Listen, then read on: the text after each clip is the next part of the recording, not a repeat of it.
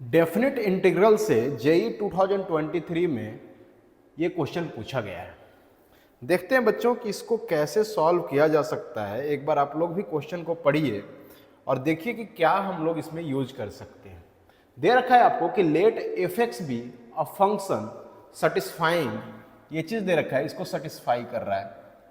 F x जो है इस इक्वेशन को सेटिस्फाई कर रहा है for all X belongs to real number. X क्या है? कोई भी रियल नंबर है। देन आपको इसका इंटीग्रेशन फाइंड आउट करना है। 0 से पाई लिमिट दे रखा है F x into sine X D x. हमें एफ एक्स नहीं पता, एफ एक्स नहीं पता तो हम लोग कैसे इसका इंटीग्रेशन कर सकते हैं? तो देखिए ये हमें इक्वेशन दे रखा है, इसी का इस्तेमाल करेंगे और एफ एक्स को यहाँ से एलिमिनेट करेंगे इस इक्वेशन को यूज करते हुए। तो देखते हैं कि हमारे पास किसका इंटीग्रेशन निकालना है बच्चों। ये चीज़ देखिए, अगर मैं इसको i इक्वल टू 0 से पाई मान लूँ, है ना, i equal to integration of F X sine X D X, कहाँ से कहाँ तक? 0 से पाई। आपने एनसीईआरटी में भी एक प्रॉपर्टी पढ़ा होगा, प्रॉपर्टी नंबर 4 याद कीजिए। जो एनसीईआरटी में प्रॉपर्टी दे रखा है कि अगर मान लीजिए किसी का भी इंटीग्रेशन 0 से a है एफ एक्स का डी एक्स, तब हम लोग इसको बड़े आसानी से इस तरह से लिख सकते हैं, 0 से a limit F A minus x D x. ये दोनों चीज़ बराबर होता है, इसको हम लोग इस तरह से लिख सकते हैं।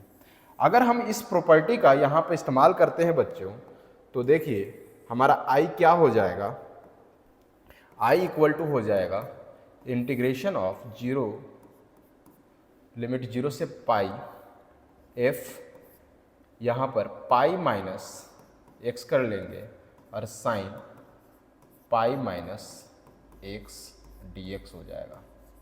ठीक है बच्चों, आगे बढ़ते हैं। आप देखिए कि यहाँ पर एफ एक्स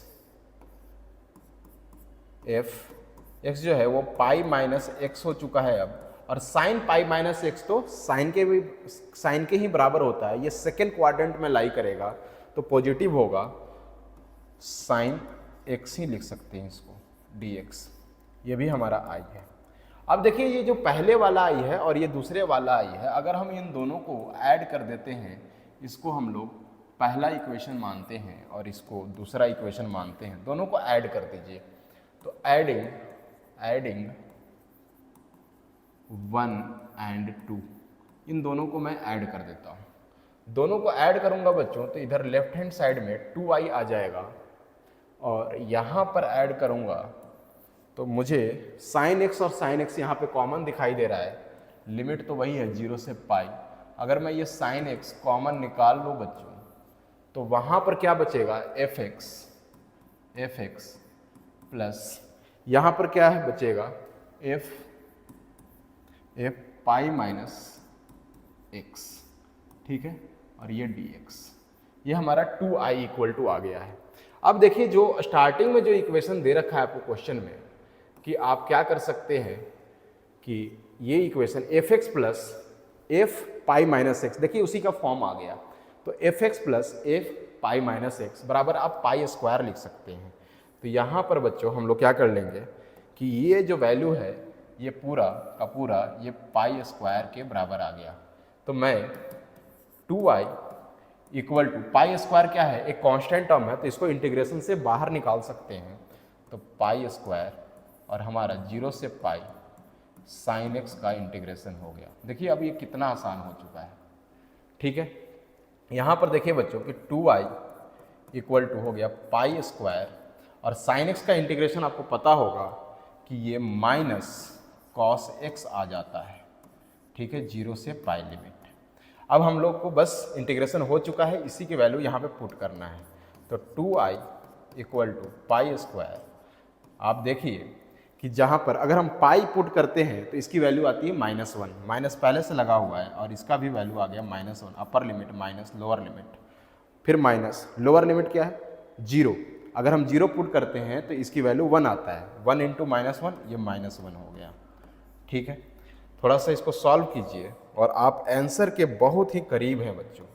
तो 2i बराबर पाई स्क्वायर यहाँ पर देखिए माइनस माइनस प्लस हो जाता है, तो ये हो गया 1 और फिर माइनस माइनस प्लस ये हो गया 1। ठीक है, यानी कि 2i बराबर हो गया 2π²। हमें i जो हमें इंटीग्रेशन निकालना था उसको हमने i माना था, तो i की ही वैल्यू निकालना है, तो 2 से 2 खत्म हो गया, सो i बराबर हो गया π²। ठीक है, यानी कि हमारा आंसर बच्चों ये π² आ चुका है। देखते हैं ये कौन सा ऑप्शन इसमें मैच कर रहा है। इसी को हमने i माना था, तो i की वैल्यू π² आ गया। ये आपका सी ऑप्शन मैच कर रहा है, तो सी आंसर हो जाएगा बच्चों। धन्यवाद।